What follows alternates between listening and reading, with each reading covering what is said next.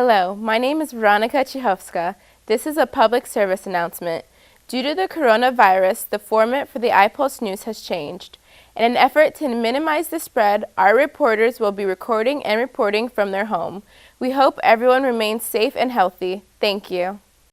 Hello, and welcome to iPulse News. I'm Veronica Chichovska.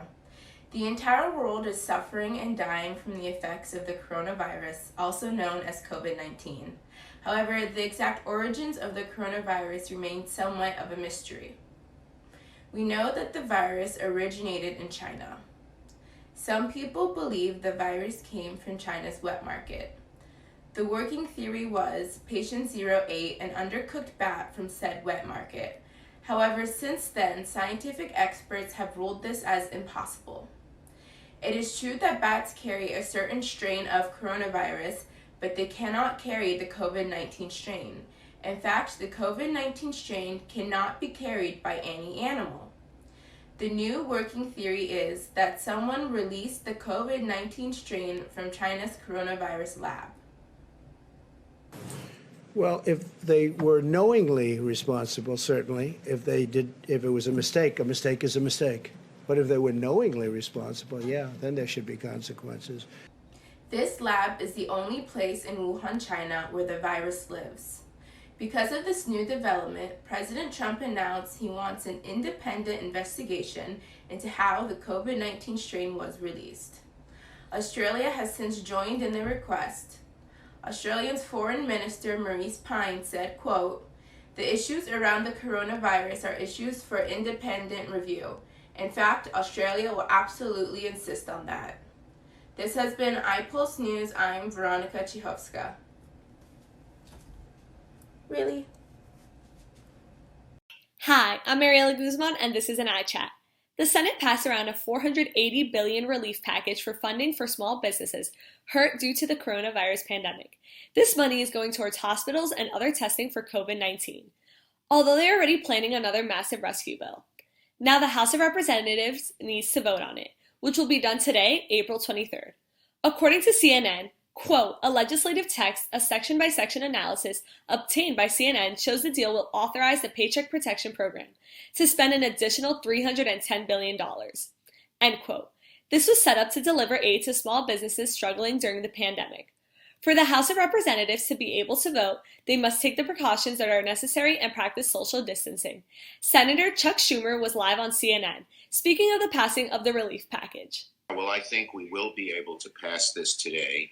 Last night, well past midnight, Speaker Pelosi, myself, Chief of Staff Meadows, and Secretary of State Mnuchin were on the phone, and we came to an agreement on just about every issue. Staff was up all night. As the pandemic continues, our government keeps on working on ways to help those in difficult times. I am Mariela Guzman, and this is an iChat. This past Tuesday, President Trump issued an executive order which would temporarily suspend all immigration to the United States during the COVID-19 outbreak. President Trump took a surprising late-night step in his attempt to get on top of the coronavirus crisis, announcing via Twitter that he was temporarily suspending all immigration into the United States.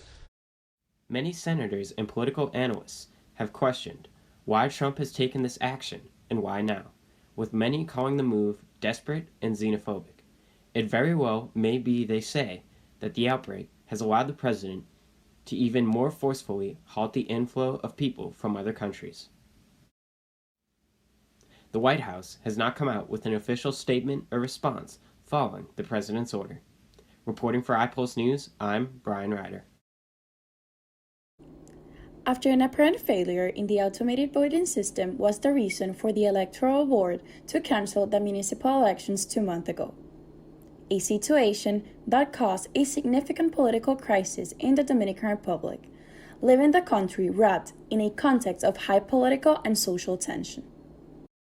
In addition, the Central Electoral Board got to the decision to postpone the presidential and congressional elections until July 5th due to the coronavirus pandemic. Despite some questions and criticism, some of the parties also agreed on the need to postpone the elections. Due to the increase of the COVID-19 cases that country today presents, more than 3,000 confirmed cases, A first round of voting President and Congress was scheduled to take place on May 17th, in which the opposition candidate, Luis Abinader, has been leading polls ahead of the board with the ruling party candidate Gonzalo Castillo. This is Evelyn Sosa signing off for iPulse News. On Monday, April 20th, Georgia's Governor Brian Kemp announced the reopening of gyms, hair salons, and other businesses on Friday in his state. This decision stems from businesses that cannot do work from home. This measure will apply statewide and will be the operational standard in all jurisdictions. Monday, restaurants will also reopen. Kemp says all businesses that are reopening must screen employees for illness and practice social distancing. By taking this measured action, we will get Georgians back to work safely. Americans seem to be divided on whether the country should lift restrictions or keep them in place. Over the past weekend, protests against COVID-19 restrictions happened all over America. In Denver, Colorado, healthcare workers stood in the street to counter-protest those demanding the lifting of stay-at-home orders. Similar protests took place in Pennsylvania and Ohio. So besides Georgia, which states are reopening before the president's May 1st rule? Texas, South Carolina, Pennsylvania, and Vermont have lifted a few restrictions while other states are in the process. And our very own Florida is getting the heat while pictures have surfaced of the swarming crowds on Jacksonville Beach not adhering to the social distancing rules. While COVID-19 restrictions change every day, one thing remains the same. Your health is not something to play with. Please adhere to your state's orders and remember to keep washing your hands and practice social distancing. I'm Shelby Olivier Smith for iPulse News. Hello and welcome to iPulse News. I am Olivia Doles. On April 23rd, the House will decide whether to approve a bill that would cost $484 million in order to help small businesses and increase the money for hospitals and testing for coronavirus. However, if the bill does get passed, that means it will replace the Payment Protection Program. The Senate was the first one to pass the bill, and President Trump said that he will support and sign it.